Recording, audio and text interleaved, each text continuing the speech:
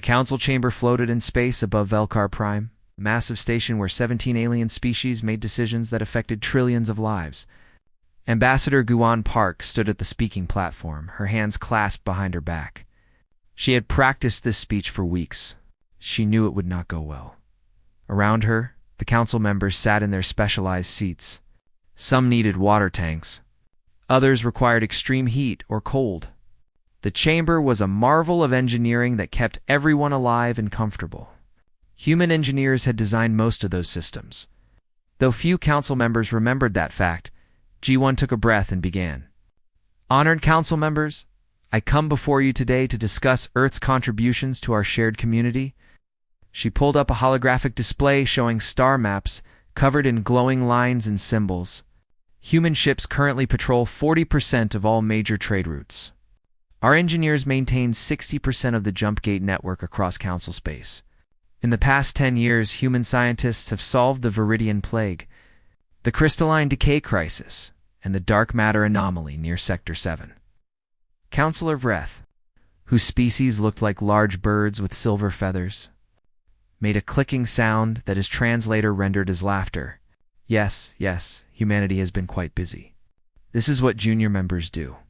They prove themselves worthy. Guan kept her expression neutral. We have proven ourselves, Counselor. For 50 years, we have given everything the Council asked. Our colonies strain under the resource demands. Our people are exhausted. We ask for equal representation. One species, one vote, regardless of how long they have been members. High Chancellor Quorum rose from his seat. The ancient reptilian moved slowly, his scales catching the light. Ambassador Park, your species has been part of this council for only 50 years.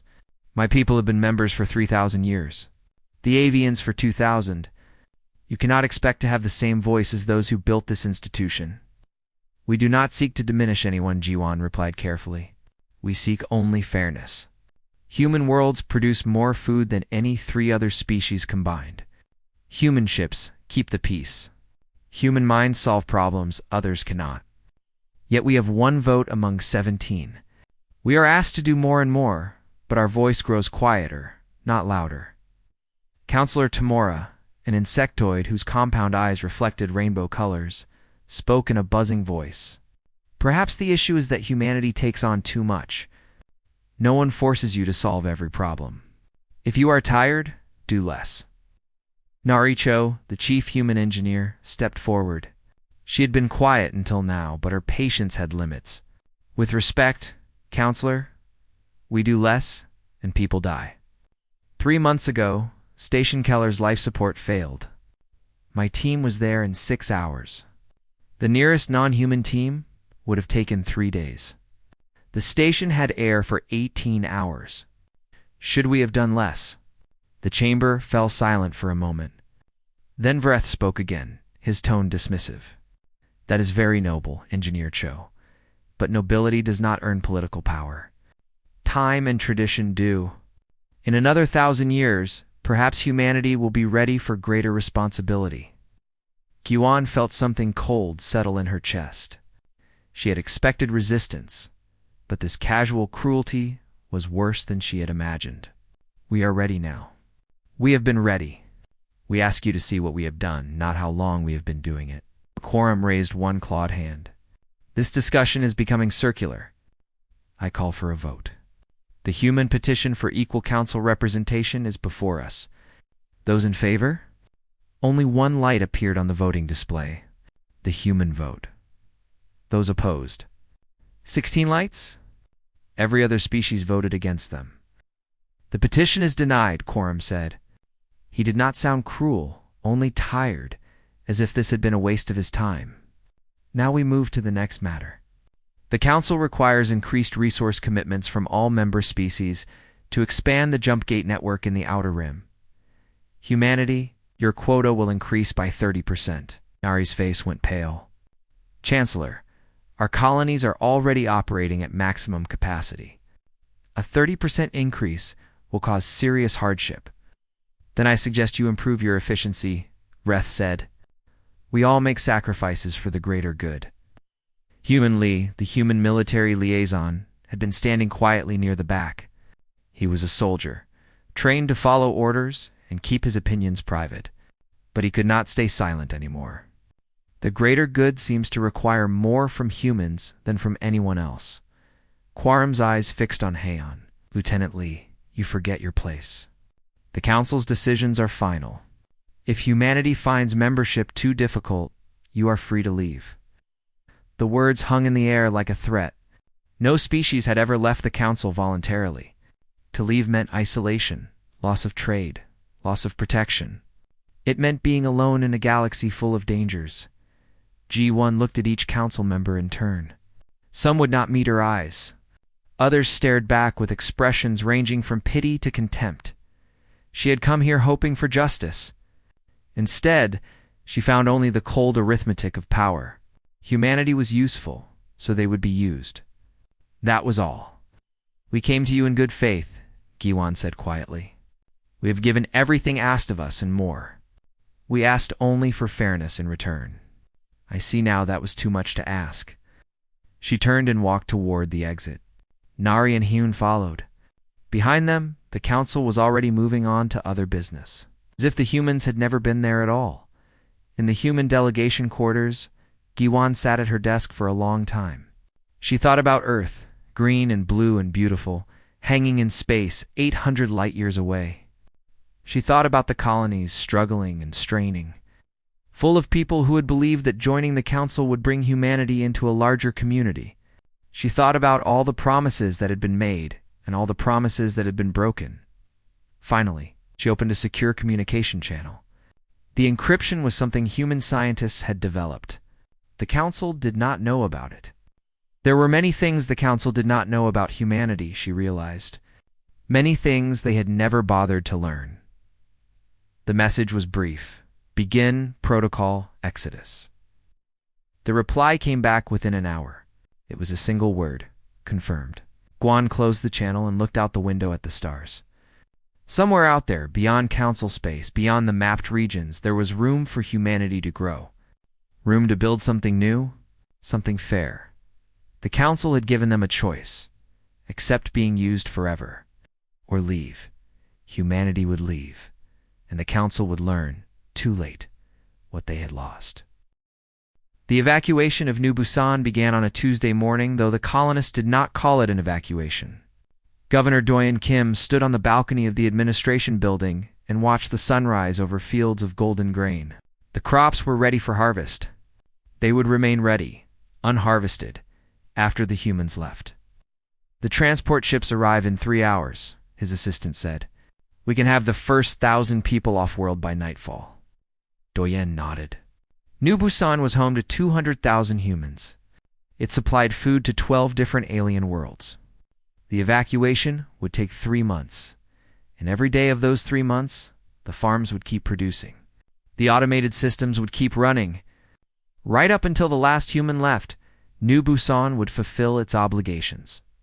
After that, the council would have to figure out how to feed 12 worlds on their own, across the colony. Families packed what they could carry. The evacuation order had been clear: personal items only. All infrastructure, all technology, all equipment stayed behind, but not the knowledge. Never the knowledge.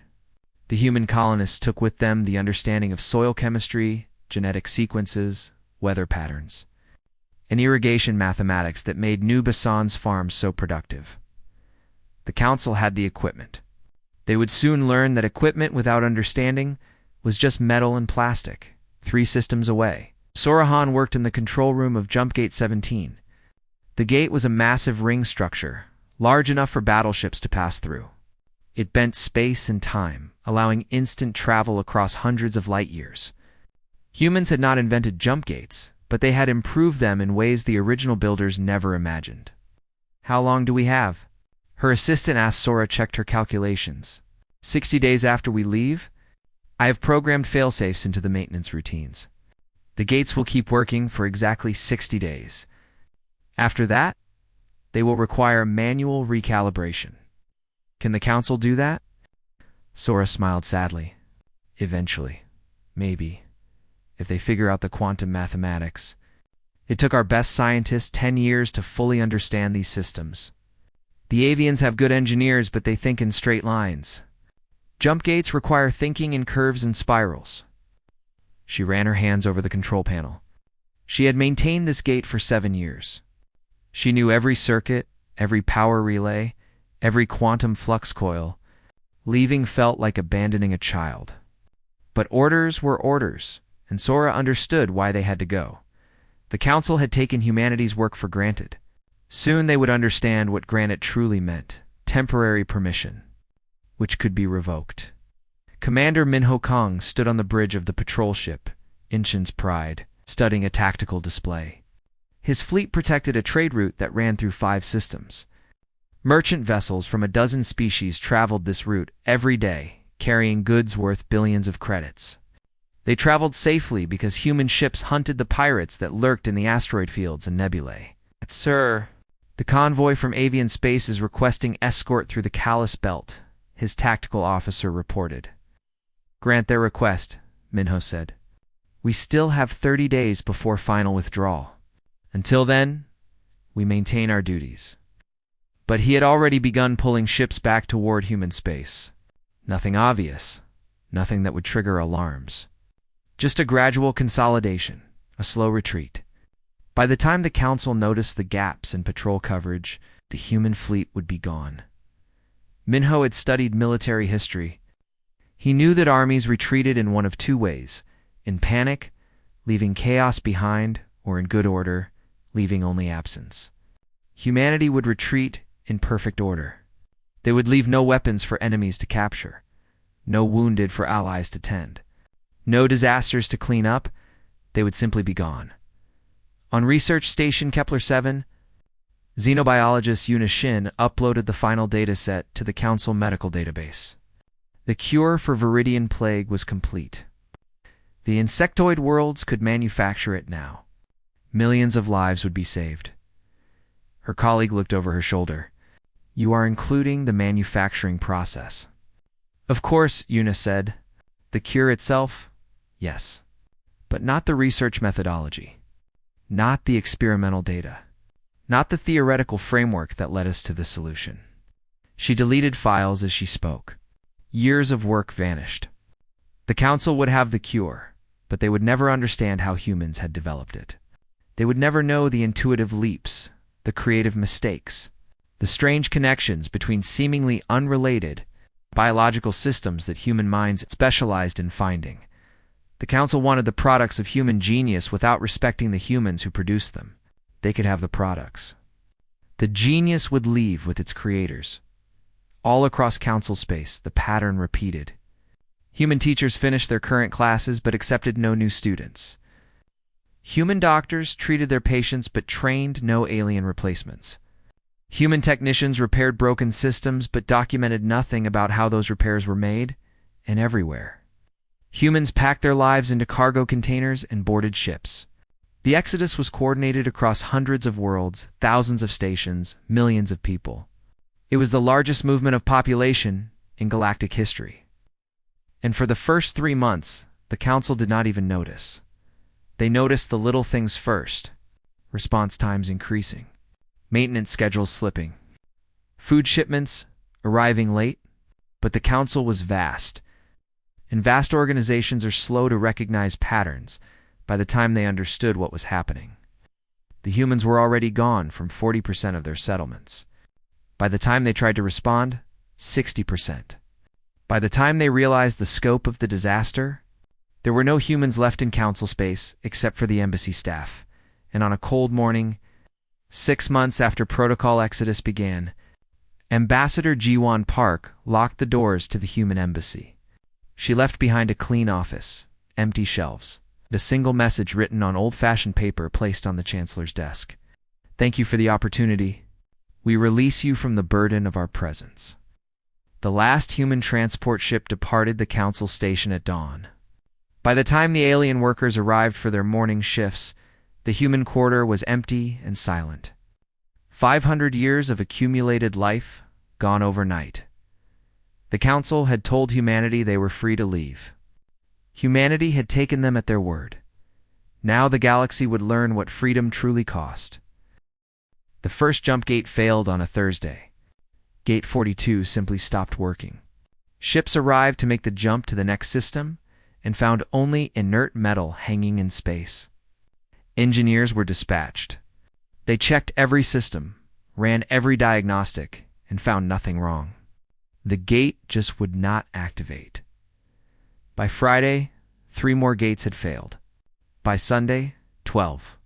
The engineers reported the same thing each time. All systems appeared functional, but the gates would not create the quantum tunnels necessary for faster-than-light travel. Hi. Chancellor Quorum called an emergency meeting. The council chamber, usually filled with the sounds of dozens of languages being translated, was quiet. Fear made everyone silent. "Explain this," Quorum demanded, looking at the avian chief engineer. The engineer's feathers were ruffled with stress. "Chancellor, we do not understand. The gates receive power. The control systems respond, but the quantum field generators will not synchronize. It is as if they have forgotten how to work." "Machines do not forget," Counselor Tamora buzzed. "This must be sabotage." "Found no evidence of sabotage," the engineer said. "We found evidence of extremely sophisticated maintenance protocols that we do not fully understand. The human engineers made modifications to every gate in the network. Our teams are trying to reverse engineer those modifications, but the mathematics is beyond our current capabilities." Quorum's claws scraped against his chair. "Where are the human engineers? Bring them here. Offer them whatever they want." "They are gone, Chancellor," his aide said quietly. "All of them. They left 3 months ago. We thought they were simply rotating personnel, but no replacements came. The human embassy is empty. We have sent messages to Earth and the human colonies.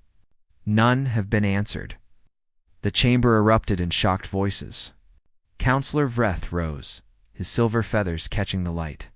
"This is impossible. We would have noticed an entire species leaving council space. Apparently we did not," Tamora said. Her compound eyes reflected the holographic displays showing gate failure reports spreading across the map like a disease. "The question now is, what do we do?" What they did was panic, though they called it emergency response measures. Within a week, the agricultural crisis became apparent. New Bazan's automated farms had continued producing food for exactly 60 days after the last human left, just as Governor Doyon Kim had programmed them to do. Then they stopped. 12 worlds that depended on New Bazan's grain woke up to find their food. Supplies cut off. The council sent agricultural experts to restart the farms. They could not. The equipment worked, but the experts could not replicate the complex interactions between soil treatment, genetic modifications, weather control, and harvest timing that humans had mastered. The farms produced food, but only at 30% of previous yields. Much of it was inedible. Other human agricultural colonies showed the same pattern. Equipment present, knowledge absent. The military situation deteriorated even faster. Commander Minho Kong's slow, orderly withdrawal had left gaps in the patrol network. Pirates noticed immediately.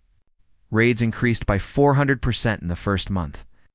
Council military forces rushed to fill the gaps, but found themselves overwhelmed. The problem was not just numbers. Human tactical doctrine was different from anything the Council used. Humans were aggressive, creative, and fast. They took risks that made alien commanders nervous but won battles that alien commanders thought impossible. Without humans, the Council fleet was powerful but predictable. Pirates adapted quickly. Trade convoys that had traveled safely for decades now required massive escort forces. Some routes became too dangerous to use at all. The galactic economy, built on reliable trade, began to crack research stations across Council space, sent desperate reports. Projects that had been proceeding smoothly were now stuck. The human scientists had not sabotaged anything. They had simply taken their insights with them. The data remained, but data without intuition was useless. A xenobiology team trying to replicate human disease. Research found that humans had made intuitive leaps that seemed to violate standard methodology. Those leaps worked, but no one understood why. It was like watching a master painter create beauty with brushstrokes that technically should not combine, but somehow did. 3 months after the last human departed, High Chancellor Quorum stood before the council and admitted what everyone already knew. We have a crisis. Without humanity, our infrastructure is failing. Our food production is insufficient. Our trade routes are unsafe. Our research has stalled. Hence, then we bring them back, Vreth said. His earlier arrogance had been replaced by fear. We apologize. We give them what they wanted. Equal representation, resources, anything. We have sent 547 messages to Earth and human colonies, Quorum said wearily. Not one has been answered. We have sent ships to former human settlements. They found only empty cities, perfectly preserved but completely abandoned. It is as if humanity simply vanished from our space. They must be somewhere, Tamar insisted. A species does not disappear.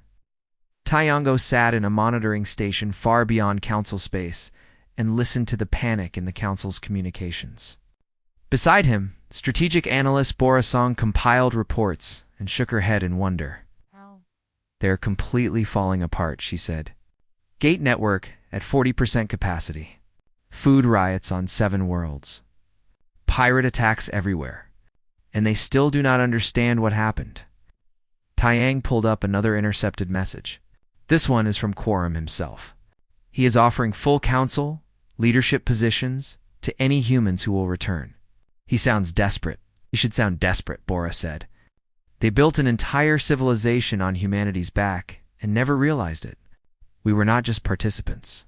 We were the foundation. The apology came, Taiyang noted. 3 months too late, but it came. Bora looked at him. Do you think we should respond? Taiyang thought about all the years of casual disrespect, all the extra burdens, all the dismissive comments. He thought about the council voting 16-1 against simple fairness. He thought about Quorum telling humanity they were free to leave, never imagining they actually would. No, he said finally. We are not their solution anymore. They need to learn to solve their own problems. Bora nodded and turned back to her monitors. The council's messages continued to arrive, each one more desperate than the last. None of them would be answered. In the darkness between stars, humanity moved toward a new future, leaving behind a council that had finally learned the value of what they had lost, but they had learned too late.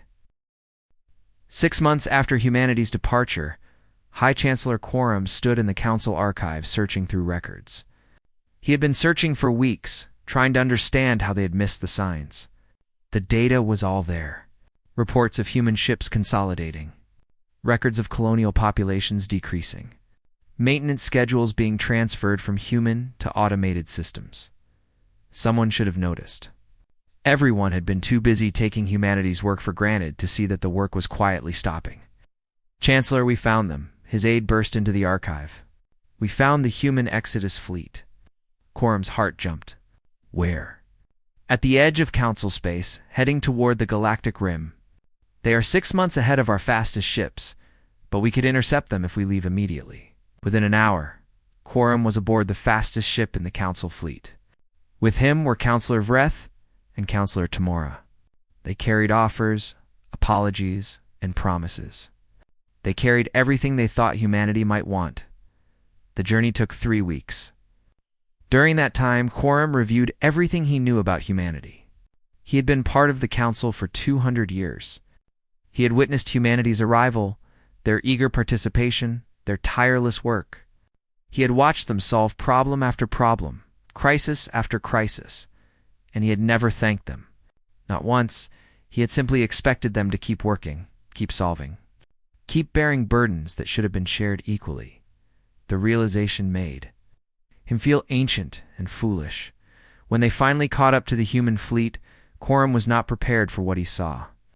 He had expected desperate refugees fleeing into the unknown. Instead, he saw thousands of ships flying in perfect formation, organized and purposeful. These were not people running away. These were people moving toward something. Captain Junho Nam's flagship, Udon, agreed to receive the council delegation. Quorum, Vreth, and Tamora were escorted to a meeting room that overlooked the vast fleet. Through the windows, They could see cargo ships, passenger vessels, construction platforms, and even agricultural ships with hydroponic gardens visible through transparent sections. They have everything, Vreth whispered. They did not just leave. They planned a complete civilization. Ambassador Giwan Park entered the room. She looked the same as Quorum remembered, calm and professional. Beside her was an elderly woman Quorum did not recognize. Chancellor Quorum Juwan said, "This is Hannah Yu. She speaks for humanity now. I have retired from diplomatic service." Quorum felt a chill. Guwan's retirement was symbolic. Humanity no longer needed ambassadors to the council. They needed leaders for their own future. Hannah Yu sat across from the council delegation.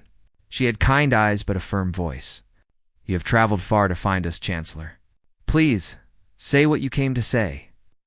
Quorum had prepared a speech. He had rehearsed it during the journey.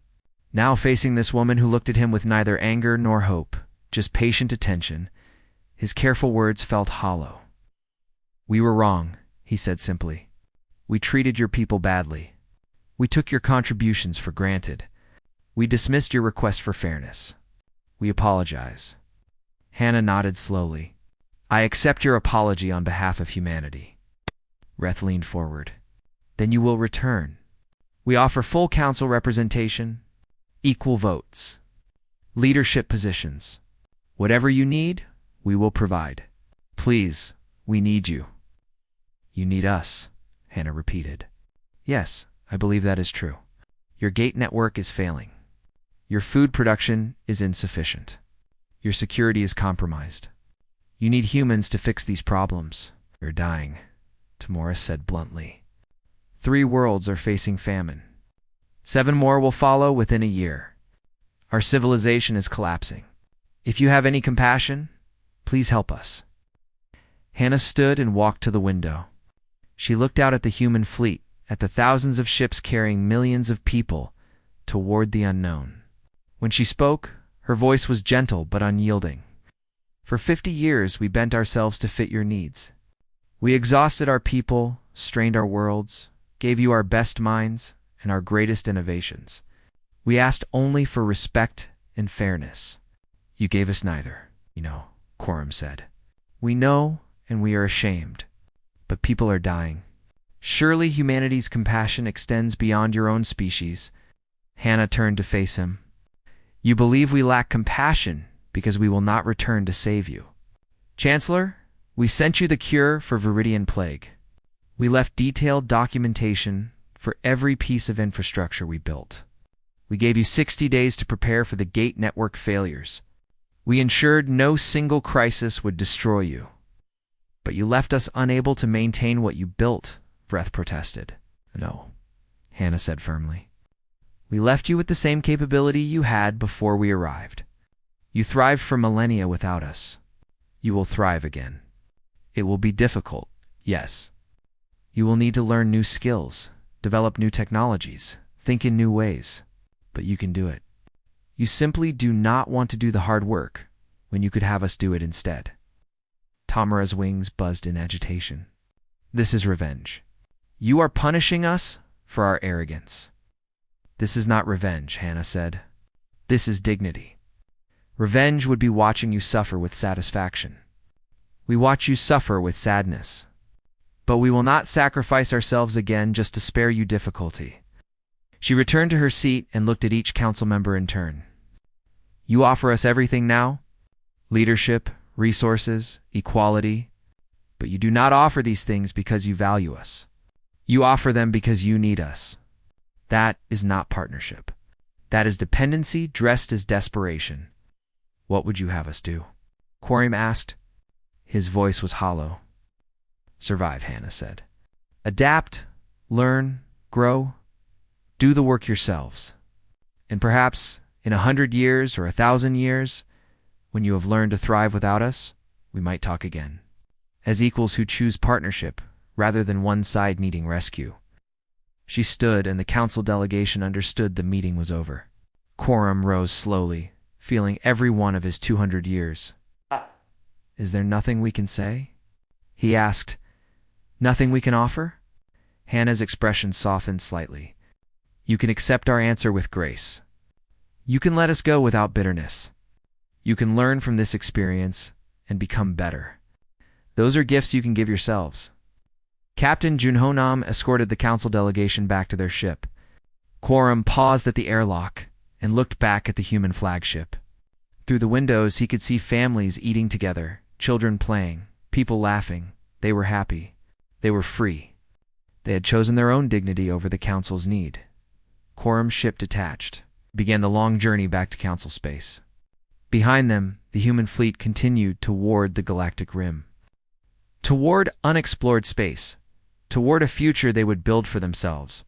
In the ship's observation deck, Quorum stood alone and watched the human fleet grow smaller in the distance. He understood now what Hannah had tried to tell him. The council had offered humanity everything except what they actually wanted, to be valued for who they were rather than what they could provide. The offer had come too late. The remorse had come too late. Everything had come too late, and now humanity was gone. Leaving the council to face a difficult truth, they would have to save themselves. 3 years had passed since the human exodus. Counselor Tamora, now interim chancellor, stood in the council chamber and reviewed the latest reports. The news was not good, but it was no longer catastrophic. That counted as progress. The Jumpgate network operated at 63% efficiency. Not perfect, but functional. The avian engineers had spent 2 years learning the quantum mathematics that humans understood instinctively. They could now maintain the gates, though not improve them. That would take another generation of learning. Food production had stabilized. The council had been forced to develop new agricultural techniques, share knowledge that species had previously guarded as proprietary secrets, and accept that no single species could feed the galaxy alone. 12 species now cooperated on food production. The yields were lower than in humanity's time, but they were sufficient. No one was starving anymore. The pirate problem had improved slowly. The council fleet had learned, through painful experience, to think more creatively. They studied records of human tactical decisions and tried to understand the logic behind actions that had seemed reckless but had worked. Young officers were encouraged to break from tradition to try new approaches. The old guard hated it, but the old guard's methods had failed. Tamora thought about that often. The council had existed for 5,000 years, doing things the same way, believing their traditions made them superior. It had taken humanity's absence to teach them that tradition without adaptation was just another word for stagnation. The council itself had changed fundamentally. Every species now shared burdens equally. No one was exempt from the difficult work. No one could demand service from others without offering service in return. The reforms had been Quorum's final act before retiring in shame. Tamora had implemented them rigorously. Chancellor, another message from the human colonies, her aide said. Tamora felt her wings flutter with interest. From New Earth. Yes, it is just a status update, like the others. But they included images this time.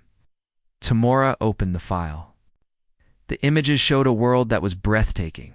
New Earth was larger than Old Earth, with vast oceans and 3 continental landmasses. Cities rose in graceful spirals, blending architecture with nature.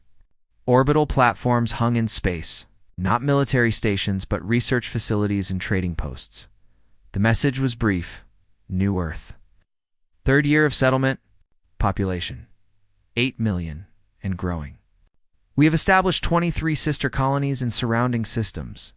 Trade agreements finalized with the Yelani Republic and the Free Merchant clans. Research into advanced FTL progressing well. We hope you are thriving as we are. Respectfully, Administrator Nari Cho. Tamora studied the images carefully. The cities were beautiful, but what struck her most was how organized everything appeared. This was not the desperate scramble of refugees. This was planned, purposeful expansion. Humanity had not just left the council. They had surpassed it. In a laboratory on New Earth, young scientist Siwoo Choi stared at his calculations with disbelief. He ran the numbers again, then a 3rd time. The results did not change. Dr. Nari, he called. You need to see this. Naricho, now silver-haired and respected as the chief administrator of New Earth, walked over to his station. She had traded her engineer's tools for administrative duties, but she still loved visiting the research facilities. "What is it, Siwoo?" "I think I have solved the FTL problem," he said, his voice shaking with excitement. "Not improved jump gates. Something completely different. A drive system that bends space around the ship instead of tunneling through it. We would not need gates at all. Ships could travel anywhere directly." Nari studied his calculations. Her eyes widened. This would change everything. How long until prototype? 2 years? Maybe 3? But Chancellor, if this works, we could explore regions of space the Council never imagined. We would not be limited to mapped jump routes. The entire galaxy would be accessible. Nari smiled. Then we should start building. This is exactly why we left Siwoo, so our innovations could serve us instead of being demanded from us. Across New Earth and the sister colonies, similar scenes played out. Without the constant drain of Council demands, human creativity had exploded. New technologies, new medicines, new forms of art and music and literature. The human civilization beyond the rim was young, but it burned bright. In a classroom, historian Minji Beek taught young students about the Exodus. She had written the definitive account, a book that every human child now read. The lesson was not about hatred of the Council. It was about dignity, about knowing when to walk away from something that diminished you. The Council was not evil, Minji told her students. They were just accustomed to using us. Sometimes the kindest thing you can do for someone is refuse to let them use you anymore. It forces them to grow. Student raised her hand. "Teacher, will we ever go back?" Minji considered the question carefully. "Maybe someday. When we meet as equals, when both sides have grown enough to appreciate partnership over dependency, but that day has not come yet." That evening, Nari received another transmission from Council Space. She had been receiving them regularly for 3 years now. The Council sent updates on their progress, acknowledgments of their mistakes, and carefully worded messages that never quite asked for help but left the door open. This message was different. It came from Tamora personally. "Administrator Cho, we have completed the agricultural reforms you suggested 3 years ago. Our food production is now stable. I wanted you to know that your advice, given freely when you owed us nothing, saved millions of lives. We are grateful. We are also aware that gratitude is not the same as earned respect, and we do not presume to ask for more than you choose to give. We simply wanted you to know that we are learning. Slowly, painfully, but genuinely. Thank you." Chancellor Tamora. Nari sat in her office, looking out at New Earth's twin moons, and thought about how to respond. The question was not whether to respond. That door had been opened by humanity's choice to share advice, when asked genuinely. The question was what to say. She composed her reply carefully. "Chancellor Tamora, we are pleased to hear of your progress. Growth is difficult for any civilization, but you are proving capable of it. We wish you continued success. We note that you have stopped asking us to return. That shows wisdom. Perhaps in time, when both our peoples have grown further, we might discuss cooperation on projects of mutual interest. But such discussions must wait until we can meet as true equals, not as saviors and saved. We are not there yet. We hope someday we will be." Administrator Naricho. She sent the message and sat back. It was not a rejection, but neither was it acceptance. It was acknowledgement that bridges burned could someday be rebuilt, but only on proper foundations. Minji Beek would later write in her history book. The Exodus taught humanity that sometimes the bravest choice is to walk away. But it also taught us that walking away does not mean walking away forever. It means creating space for both sides to become worthy of each other. Years would pass. The Council would continue to grow and change, shedding old arrogance for new humility. Humanity would continue to explore and expand, building a civilization that valued its people for who they were, not just what they could provide, and perhaps in some distant future. When the Council had truly learned its lessons, and humanity had built the future it deserved, representatives from both civilizations would meet again. Not as dependents and providers, not as subordinates and superiors, but as equals who chose partnership because they valued each other, not because they needed each other. That day had not come yet. But for the first time in the long history of both civilizations, it seemed possible, and that possibility was enough.